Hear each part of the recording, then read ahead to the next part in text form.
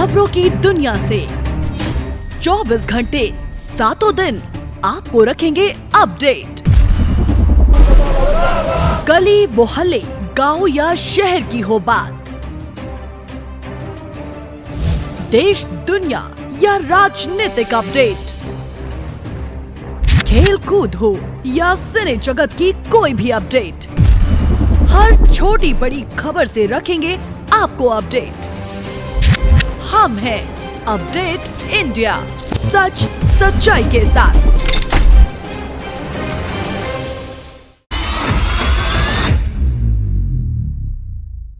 झांसी के मऊरानीपुर में ATM card से टप्पेबाजी करने वाले गिरोह का एक सदस्य पीड़ित ने अपने साथियों की मदद से दबोच लिया। पकड़े गए सदस्य से पीड़ित के एटीएम कार्ड से निकले गए रुपए बरामद। जानकारी के अनुसार मऊरानीपुर कस्बे में एटीएम कार्ड बदलकर टप्पेबाजी कर रुपए निकालने वाला गिरोह सक्रिय है, जिसके चलते टप्पेबाज गिरोह के एक सदस्य ने एटीएम कार्ड बदलकर 1,40,000 रुपए की किश्तों में निकाल लिए और पीड़ित टप्पेबाज की तलाश कर रहा था।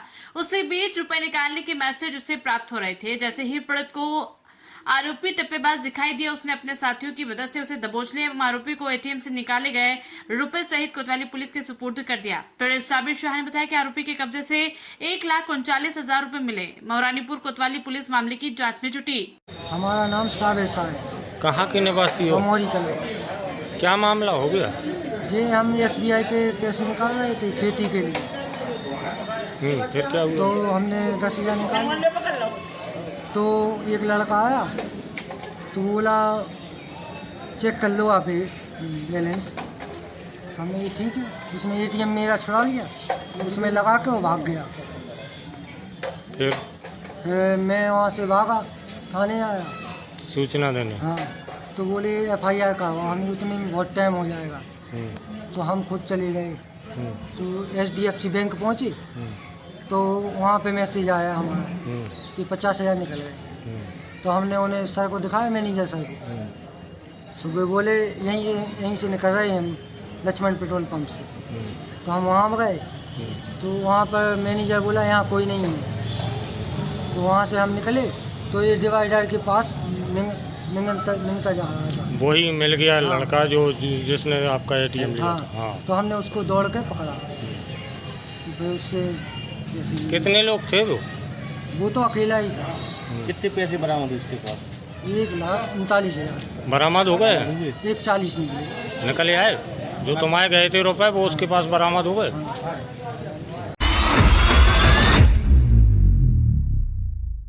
दिल्ली के इंदिरा गांधी एयरपोर्ट पर आज सुबह 5:30 बजे हुआ दर्दनाक हादसा। लोहे के पिलर से और उस पर लगा शेड वहां खड़ी कई कारों के ऊपर आ गिरा। दबने से 8 लोग हुए घायल और 1 की हुई मौत। दिल्ली पुलिस और दमकल की करीब 4 गाड़ियां मौके पर मौजूद है और रेस्क्यू ऑपरेशन जारी है। सभी घायलों को निकाल कर नजदीक के अस्पताल पहुंचाया गया। कैट्स एम्बुलेंस को भी मौके पर बुलाया गया। शेड व लोहे के पिलर गिरने से एयरपोर्ट पर अफरा तफरी का माहौल नजर आया। दिल्ली से महेश शर्मा की रिपोर्ट। दिल्ली के किशनगंज इलाके के अंदर अंडरपास बना स्विमिंग पूल और इस अंडरपास में बस तक डूब गई। लोग बस की चौपट चढ़े हुए हैं। इस अंडरपास को देखकर आप चकरा जाएंगे कि निगम के द्वारा जो दावे किए गए थे वो दावे कितने सही हैं। पर आप सोचिए कि इन रास्तों से जिन लोगों को निकलना था वो अब कैसे निकालेंगे। प्रशासन अपनी तरफ से इस रास्ते को खाली करने के लिए कोशिश कर रहा है, मगर स्थानीय लोगों की बात करें तो यहाँ पर सिर्फ कोई भी कार्य नहीं किया गया, इसलिए पहले ही बारिश में इस तरीके के हालात हैं। आने वाले दिनों में जो बारिश होगी उससे दिल्ली के अंदर और कितने हालात देखने पड़ेंगे। दिल्ली से राजीव कुमार तिवारी की रिपोर्ट।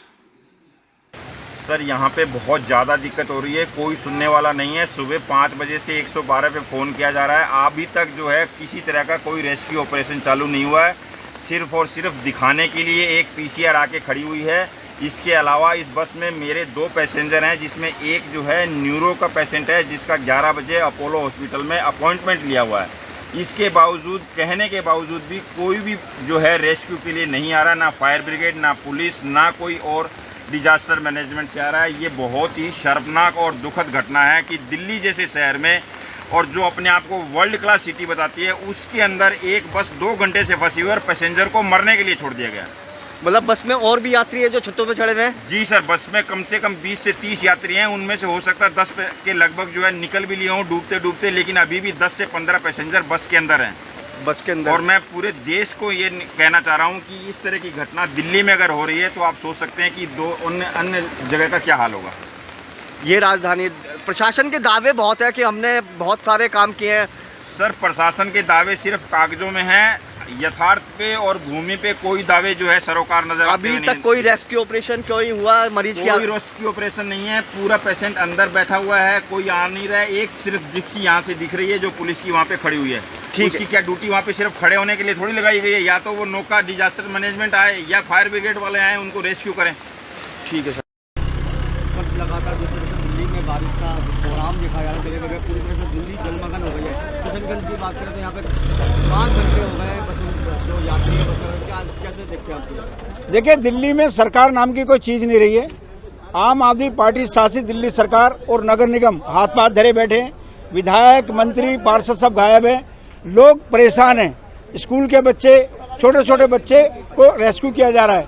पुलिस प्रशासन और दिल्ली फायर ब्रिगेड के लोग लगे हुए हैं। बाकी जल बोर्ड गायब है, नगर निगम गायब है, दिल्ली सरकार गायब है। दिल्ली के मुख्यमंत्री को अपनी जमानत की तो चिंता है, लेकिन दिल्ली की जनता की चिंता नहीं है। जिस जनता ने भर भर के वोट देके इनको जिताया, आज वो डूबने के उस पर खड़े हुए हैं। पहले पीने के पानी की समस्या थी और अब जल भराव की समस्या है। ये इनके मंत्री, इनकी सरकार कब काम करेंगे? जब लोगों की जानें चली जाएंगी। मैं पूछना चाहता हूँ, कहाँ है दिल्ली सरकार, कहाँ है इनके विधायक? पूरी की पूरी सरकार गायब है। सर, अभी तक कोई भी दिल्ली प्रशासन की तरफ से यहाँ पे अधिकारी नहीं आया। पूरी की पूरी दिल्ली में स्थिति है। जहाँ जहाँ भी आरयूबी है, हमेशा मानसून से पहले मीटिंग होती है। एक जॉइंट मीटिंग बुलाई जाती है, सभी अफसरों को बुलाया जाता है, नालों की सफाई की जाती है। DSIDC के नाले, जल बोर्ड के नाले, डूसिप के नाले और जितने भी उनकी कोई सफाई नहीं है। मुझे लगता है इसमें भारी भ्रष्टाचार है। दिल्ली सरकार को जवाब देना पड़ेगा और हम ऐसे रोज कैसे ऐसे स्थितियों से सामना करेंगे। लेकिन प्रशासन ने दावा किया था हमने जो तैयारी कर ली मानसून से निपटने के लिए। इनके दावे हमेशा इनके फेल होते हैं, क्योंकि इनके दावों में कोई जान नहीं होती। ये आरोप आदमी पार्टी है, आरोप लगा कर भाग जाती है। काम जमीन पे कैसे किया जाता है इनको करना ही नहीं आता। जिम्मेवार कौन? जिम्मेदार अरविंद केजरीवाल की सरकार, उनके मंत्री, उनकी नगर निगम। पहले कहते थे नगर निगम में हमें ले आओ, अब कहते हैं केंद्र में हमें ले आओ। अरे तुम्हें कहीं भी ले आओ, दिल्ली की जनता और देश की जनता तरसती रहेगी तुम्हारे राज के अंदर। चुरिया नगर पंचायत द्वारा हाल ही में सीसी सड़क का निर्माण वार्ड क्रमांक 2 में किया गया। सीसी सड़क का निर्माण अधूरा छोड़े जाने के कारण वार्ड वासियों के घर के दरवाजे तक बारिश का पानी जमा हो चुका है। वार्ड वासियों ने कहा कि आने जाने में काफी तकलीफ हो रही है। वहीं बारिश के पानी की निकासी की कोई सुविधा नहीं होने से वार्ड वासियों के आने जाने में तकलीफ हो रही है। ठेकेदार की लापरवाही के चलते वार्ड में रहने वाले घर के दरवाजों तक पानी पहुंच चुका है, जबकि वार्डवासी श्रीमती हिरोंदी बाई साहू ने नगर पंचायत में ज्ञापन भी सौंपा। उसके बावजूद नगर पंचायत अधिकारी कर्मचारियों ने बारिश में हो रहे वार्डवासियों की तकलीफ तक सुनना मुनासिब नहीं समझा। वार्डवासियों ने बताया कि आने जाने तक तकलीफ के साथ पानी जाम होने से संक्रामक बीमारी होने का खतरा रहेगा। नगर पंचायत अधिकारी कर्मचारियों को सीसी सड़क निर्माण के पहले ध्यान नहीं रखने एवं लापरवाही के चलते वार्ड वासियों के आने जाने जहाँ तकलीफ हो रही है वहाँ पुलिस अधीक्षक केशव चंद्र गोस्वामी द्वारा शुक्रवार की परेड रिजर्व पुलिस लाइन स्थित परेड ग्राउंड पर कराते हुए परेड की सलामी ली। सलामी ग्रहण करने के उपरांत एसपी ने पुलिस बल की दौड़ कराई तथा टोली वार परेड ड्रिल का निरीक्षण करते हुए परेड ड्रिल के संबंध में जानकारी दी। उन्होंने यूपी 112 पीआरवी वाहनों का भी निरीक्षण कर संबंधित को पीआरवी के मानक के अनुसार समस्त आवश्यक उपकरण को अपने पास रखने व उनके सुव्यवस्थित रखरखाव हेतु निर्देशित किया। इसके अतिरिक्त समस्त थानों पर भी शुक्रवार की परेड कराई गई। शारीरिक व मानसिक रूप से फिट रहने के लिए समस्त पुलिस कर्मियों से दौड़ लगवाई गई एवं अनुशासन व एकरूपता बनाए रखने के लिए ड्रिल भी करवाया गया। इसके पश्चात एसपी केशव चंद्र गोस्वामी ने क्वार्टर गार्ड, शस्त्रागार और जीडी कार्यालय, पुलिस लाइन भवन व लाइन में स्थित मेस में जाकर खाने की गुणवत्ता को परखा तथा मेस की साफ सफाई पर विशेष ध्यान रखने हेतु मेस प्रभारी को आवश्यक दिशा निर्देश दिए। इस दौरान प्रतिसाद निरीक्षक व पुलिस लाइन के अन्य अधिकारी व कर्मचारीगण मौजूद रहे। पुलिस अधीक्षक केशव चंद्र गोस्वामी द्वारा अपराधों पर नियंत्रण व अपराधियों की गिरफ्तारी हेतु चलाए जा रहे अभियान के तहत शाहबाद पुलिस टीम द्वारा चोरी व लूट की घटना में शामिल 71 अभियुक्त को मुठभेड़ के बाद गिरफ्तार कर लिया गया। गिरफ्तार के दौरान बदमाशों ने पुलिस टीम पर फायर करके भागने का प्रयास किया, जिसमें पुलिस ने जवाबी कार्रवाई में एक बदमाश घायल हो गया। गिरफ्तार आरोपी के कब्जे से अवैध शस्त्र बरामद किया गया, जबकि मौका पाकर 2 साथी मौके से फरार हो गए। थाना शाहबाद पुलिस गुरुवार को संदिग्ध व्यक्ति व वाहन चेकिंग के लिए अगमपुर तिराहा पर मौजूद थी। उसी समय कस्बा शाहबाद की तरफ से एक मोटरसाइकिल आती दिखाई पड़ी, जिसको पुलिस टीम द्वारा रोकने का इशारा करने पर मोटरसाइकिल चालक द्वारा भगाने का प्रयास किया गया, जिससे मोटरसाइकिल अनियंत्रित होकर गिर गई। उसी समय पुलिस टीम द्वारा मोटरसाइकिल चालक को घेराबंदी कर पकड़ लिया गया, जबकि उसके पीछे बैठे अन्य 2 साथी मौका पाकर फरार हो गए। पकड़े गए व्यक्ति का नाम पता पूछने पर शाहरुख पुत्र सिराजुद्दीन उम्र 26 साल निवासी सीपुर पचोर थाना तरवा जनपद कन्नौज बताया। वहीं पकड़े गए शातिर बदमाश ने जनपद हरदोई में विभिन्न थाना क्षेत्र में हुई चोरी व लूट की घटनाओं के बारे में शामिल होने का जिक्र किया। बताया कि 6 अप्रैल 2024 की रात में थाना लोनार क्षेत्र में नकटोरा पुलिया और पाली रोड पर चोरी की गई व 11 अप्रैल 2024 को थाना पाली क्षेत्र के दरियापुर तिराहे के पास सराफा व्यापारी से लूटने का प्रयास किया। राहगीर आने के बाद असफल रहे। वहीं दिनांक 17 मई 2024 को थाना लोनार क्षेत्र के ग्राम रायपुर गुलरिया के निकट एक व्यक्ति के बैग से नकदी व लैपटॉप चोरी किया था। दिनांक 31 मई को 2024 की रात्रि में शाहबाद थाना क्षेत्र के अंतर्गत आंझी पुलिस चौकी ओवरब्रिज पुल पर स्कूटी से जा रही अंग्रेजी शराब के सेल्समैन की आंखों में मिर्च पाउडर डालकर रुपए छीने थे। उपरोक्त सभी घटनाओं के संबंध में संबंधित थाने पर सुसंगत धारा में अभियोग पंजीकृत थे।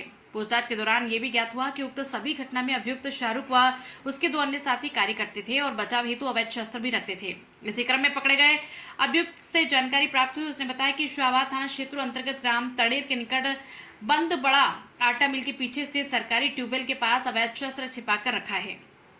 पुलिस टीम द्वारा अभियुक्त की निशानदेही पर मौके पर पहुंचे, जहां पर अभियुक्त द्वारा छिपाकर रखे गए लोडेड तमंचा और उसके साथ कारतूस उठाकर पुलिस टीम पर जान से मारने की नियत से फायरिंग की गई। पुलिस टीम द्वारा आत्मरक्षार्थ फायरिंग की, जिसमें अभियुक्त शाहरुख के बाएं पैर में गोली लगने से घायल हो गया। इस दौरान 2 पुलिसकर्मी हेड कांस्टेबल जंग बहादुर व कांस्टेबल मोहित खोकर भी घायल हो गए। पुलिस टीम द्वारा घायल अभियुक्त को पुनः समय करीब 9:50 पर गिरफ्तार कर उसके कब्जे से एक तमंचा 315 बोर व 2 जिंदा कारतूस, एक खोखा कारतूस बरामद किया गया। घायल पुलिसकर्मियों और अभियुक्त को उपचार हेतु शाहबाद ले जाया गया, जहां से अभियुक्त को जिला अस्पताल रेफर किया गया। गिरफ्तार करने वाली टीम में प्रभारी निरीक्षक शाहबाद राजदीप मिश्रा, उप निरीक्षक अनिल कुमार, उप निरीक्षक लखन सिंह, हेड कांस्टेबल जंग बहादुर, कांस्टेबल प्रमोद कुमार, कांस्टेबल मोहित खोखर मौजूद रहे। और जैसे ही मुठभेड़ की सूचना प्राप्त हुई, घटनास्थल पर तत्काल क्षेत्राधिकारी शाहबाद अनुज मिश्रा भी पहुंचकर जांच पड़ताल किए। क्या है पूरा मामला, किस तरह का ये क्राइम कर रहा था और कैसे ये मुठभेड़? ये शाहबाद क्षेत्र में कुछ दिनों पहले मिर्चा आंख में फेंक कर प्रयास किया गया था शराब के ठेकेदारों से छीनने का। इसी तरह पाली में एक घटना हुई थी, तो हमारी सर्विलांस टीम लगी हुई थी, स्वाट टीम भी लगी थी और निरंतर कार्रवाई चल रही थी थाने की टीम से। इसी बीच कल आज जो है सुबह में चेकिंग चल रही थी, तो 3 लड़के संदिग्ध रूप से आते हुए दिखाई पड़े, तो रोका गया, तो जिसमें से एक पकड़ में आ गया और 2 भाग गए थे। तो इसने सारी बातों को बताया कि लोनार में चोरी की है मोटरसाइकिलें और पाली में भी घटना थी, यहाँ भी थी। तो इनके पास शस्त्र थे, उसकी बरामदगी के लिए पुलिस ले गई थी तड़ेल गांव के ट्यूबवेल के पीछे में। तो जो वहाँ पर इसने तमंचा लोडेड रखा हुआ था और लेकर भागने लगा और पुलिस के ऊपर फायर किया। पुलिस ने भी जवाबी फायरिंग किया, जिसमें घायल हुआ है और इसके पास से तमंचा और कारतूस, खोखा सभी बरामद हुए। मोटरसाइकिल भी बरामद हुई है जो लोनार से चोरी हुई थी, और पुलिस के 2 जवान भी गिरने पड़ने से घायल हुए।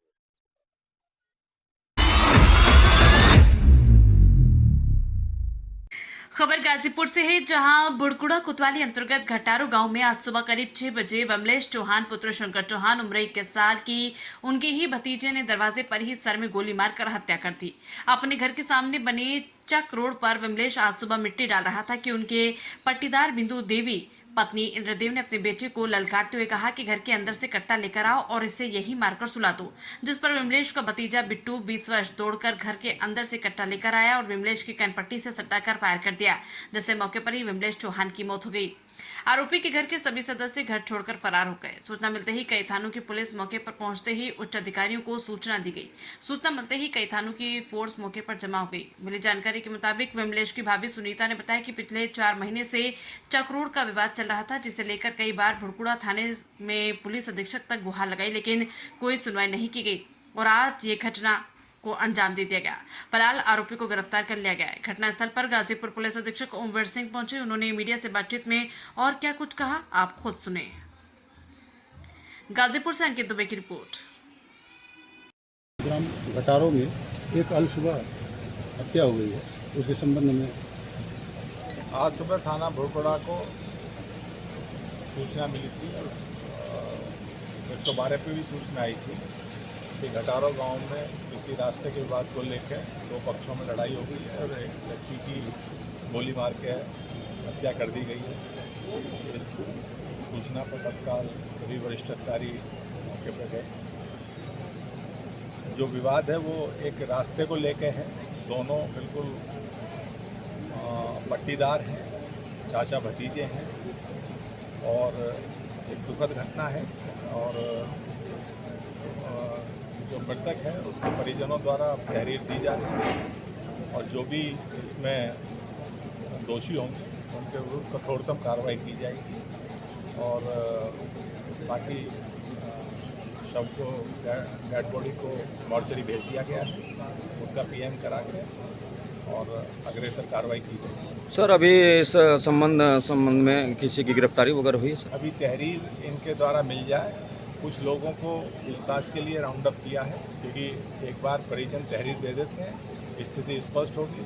क्योंकि हम लोगों की जो जनपद की क्राइम ब्रांच है और कई थानों की फोर्स है वो लगी हुई है और जैसे ही एक बार तहरीर प्राप्त होती है उसमें जो भी इसमें दोषी होंगे उनके विरुद्ध कठोरतम कार्रवाई जो अब तक गाजीपुर पुलिस में होती रही है अपराधियों के विरुद्ध कार्रवाई की जाएगी। धन्यवाद।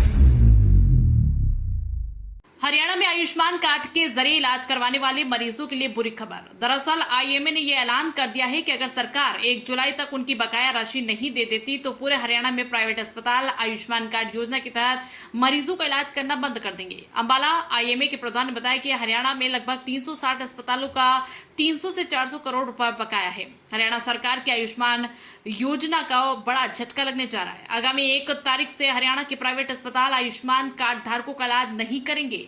यह ऐलान इंडियन मेडिकल एसोसिएशन ने किया है। आईएमए का कहना है कि हरियाणा में लगभग 360 प्राइवेट अस्पताल आयुष्मान कार्ड धारकों का इलाज कर रहे हैं, जिनके लगभग 300 से 400 करोड़ रुपए हरियाणा सरकार पर बकाया है।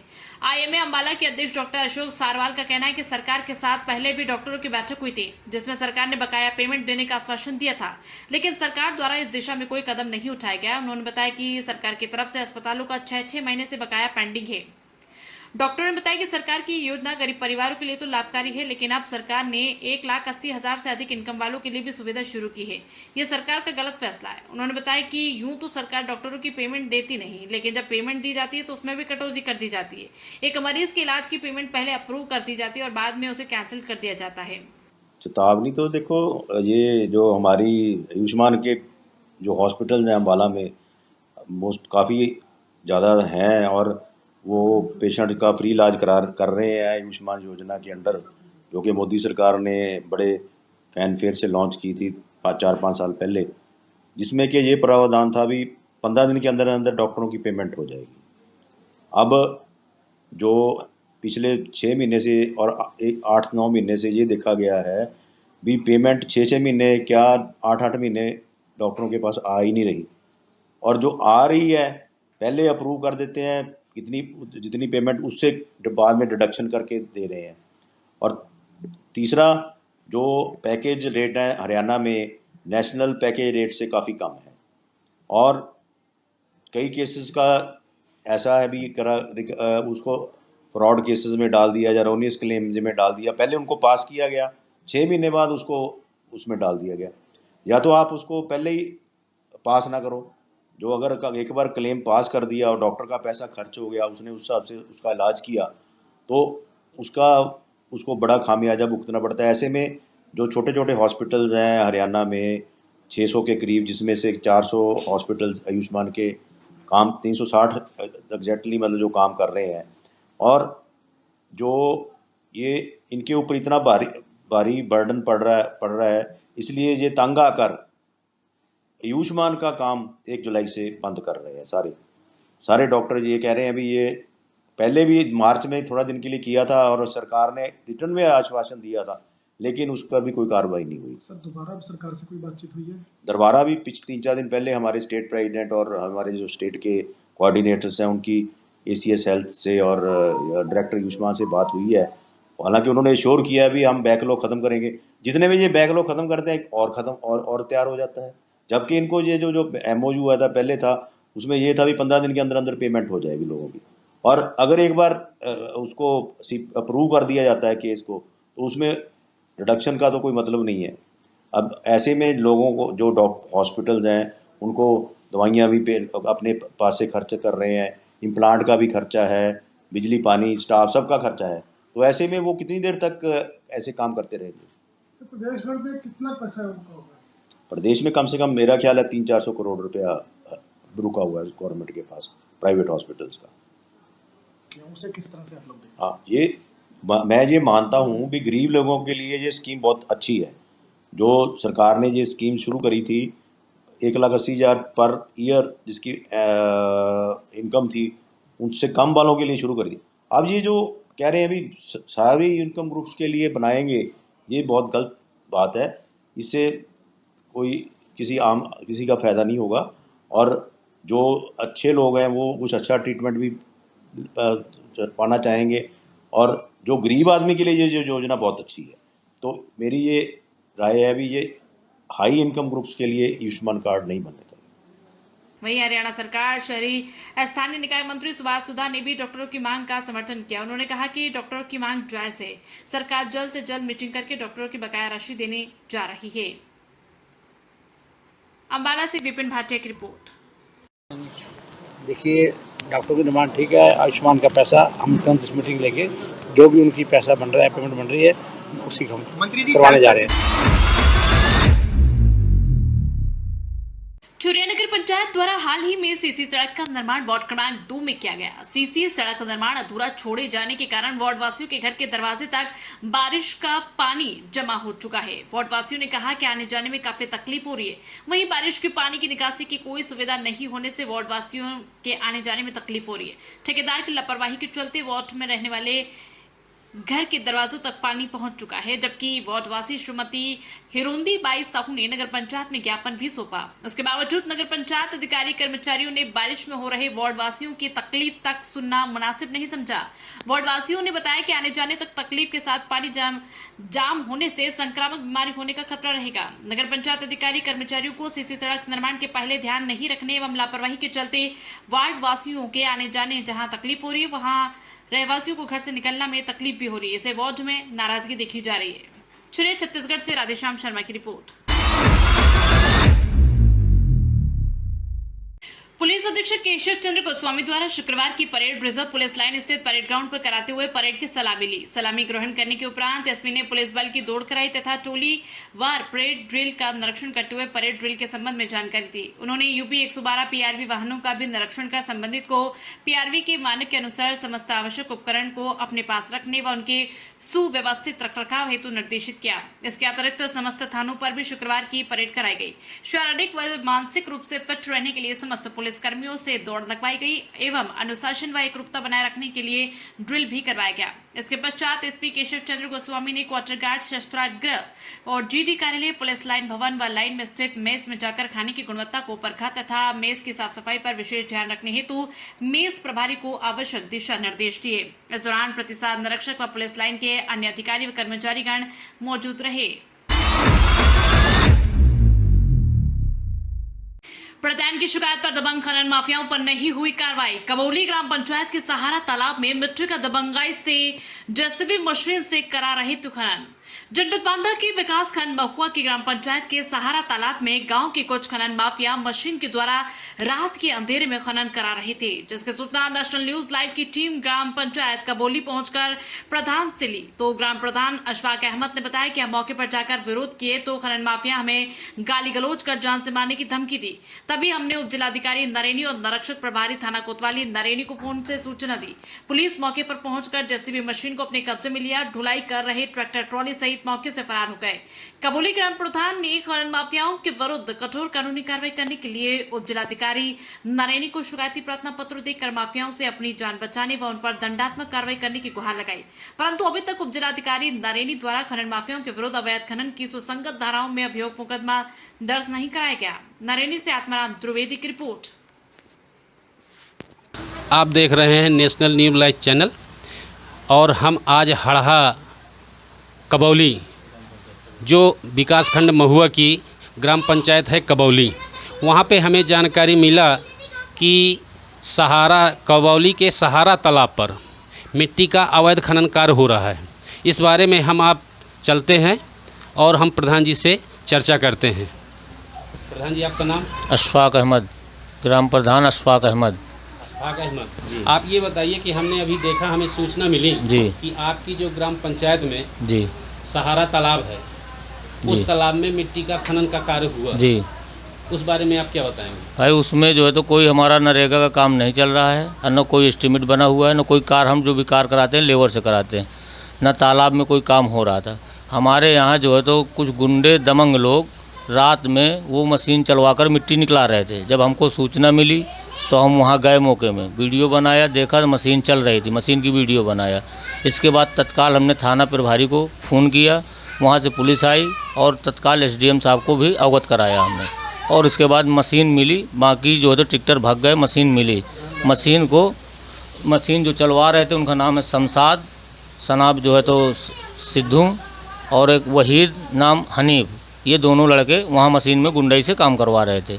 जब इस बारे में आपने उप जिलाधिकारी नरेनी को प्रार्थना पत्र दिया कि नहीं दिया? दिया, हमने एप्लीकेशन दिया बना के और नाम बनाम दिया है कि ये लोग वहाँ मशीन चलवा रहे थे। तो वहाँ से कोई कर्मचारी आया तालाब को देखने? तालाब को देखने लेखपाल आया था, लेखपाल आके अपना नाप कर गया, देख गया वहाँ मौके में। और इसके बाद नाप करके हमने लेखपाल से जब पूछा कि सर इसमें क्या हुआ, तो उन्होंने कहा कि हमने अपनी रिपोर्ट बना करके वहाँ दे दिया तहसील में। उसके बाद उप जिलाधिकारी ने क्या उन व्यक्तियों के खिलाफ कोई कानूनी कार्रवाई की? अभी कोई कार्रवाई नहीं हुई है। थाना प्रभारी जो मशीन ले गए थे, मशीन वहाँ वो हो गई है, जमा हो गई है, बाकी अभी कोई। तो आप उन दबंग माफियाओं जो मिट्टी का खनन कार्य करा रहे थे उनके प्रति क्या करना चाहते हैं? हम उनके प्रति ये करना चाहते हैं कि अधिकारी हमारे यहाँ आकर के देख कर और उनके ऊपर मुकदमा कायम करें और कठोर मुकदमा कायम करें, इसलिए कि वो हमको धमकी भी दे रहे हैं कि प्रधान ने अगर पकड़ाया है हमारी मशीन तो हम प्रधान को देख लेंगे, गुंडाई दिखा रहे हैं वो। इस बात की भी चर्चा आपने अधिकारियों से बताया कि उन्होंने हमको धमकी दी? एप्लीकेशन में दे दिया लिख के। तो अभी तक यहाँ पे कोई आया नहीं? नहीं है, कोई अभी नहीं आया, ना कोई कार्रवाई उनके खिलाफ हुई है। आज हम बांदा जनपद के विकासखंड महुआ की ग्राम पंचायत कबौली, यहाँ पे हमें सूचना मिली थी कि यहाँ की ग्राम पंचायत कबौली में सहारा तालाब पर जेसीबी मशीन से अवैध मिट्टी का खनन किया जा रहा है। तो हमने यहाँ आकर के वहाँ के प्रधान अशफाक अहमद से मुलाकात की और उनसे वार्ताएं की। तो उन्होंने बताया कि मेरी ग्राम पंचायत में मनरेगा योजना के अंतर्गत कोई कार्य चल नहीं रहा है, जिसकी सूचना मुझको मिली कि रात के अंधेरे में कुछ दबंग लोगों के द्वारा मिट्टी का अवैध खनन किया जा रहा है। तो मैंने उप जिलाधिकारी नरेनी व थाना कोतवाली नगर प्रभारी को सूचना दी। तो मौके में आकर के उन लोगों ने मशीन को अपने कब्जे में ले लिया और जो ट्रैक्टर से मिट्टी धोने का कार्य कर रहे थे वो मौके से भाग गए। और जो दबंग व्यक्ति मशीन से खुदाई करा रहे थे उन्होंने मुझे मारने की धमकी देते हुए कहा, जिसकी मैंने शिकायत उप जिलाधिकारी नरेनी और कोतवाली में दी है। लेकिन उप जिलाधिकारी नरेनी के द्वारा अभी तक उन व्यक्तियों के खिलाफ किसी प्रकार की कोई कार्रवाई नहीं की गई है। और हम आपको एक चीज़ ये बता दें कि सरकार के द्वारा मजदूरों के पलायन को रोकने के लिए मनरेगा की योजना ग्राम पंचायतों में चलाई जा रही है। यहाँ की ग्राम पंचायतों में अधिकतर लेबरों द्वारा काम ना हो करके मशीनों से कराया जाता है। लेकिन अशफाक ने बताया कि मेरी ग्राम पंचायत में जितने भी कार्य नरेगा के हुए हैं वो मैंने अपने मजदूरों के द्वारा ही कराया है और मशीन के द्वारा कभी नहीं कराया। और मैं तो ये चाहूँगा कि उप जिलाधिकारी इन व्यक्तियों के खिलाफ़ कठोर कार्रवाई करने की कृपा करें और उन्हें दंडित करें। नेशनल न्यूज़ से आत्माराम द्विवेदी की रिपोर्ट।